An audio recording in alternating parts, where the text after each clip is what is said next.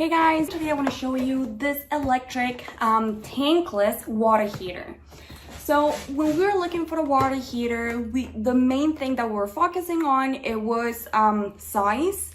And of course, the better option is tankless. When you go tankless, it means that you don't need a holding tank to with the water. The water, as it passes for this little guy, it gets warm, and it's actually very efficient.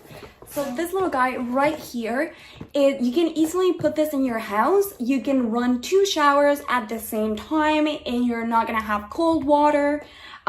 We are actually gonna install this in an RV, in a bus. So for us, it's perfect. It reduces the water heating 50% because it's so efficient.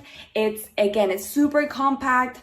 We bought it and it came in this box, and inside it's super protected. So it comes with this fluffy thing. So we know that it's gonna be super safe by the time that it arrives to us.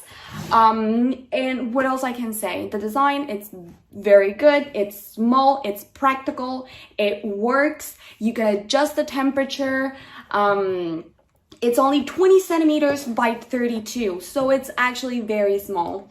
So if you're looking for a new hot water tank and you want something small that it's gonna fit in any kind of space, this is the best option that you can get. I highly recommend this product.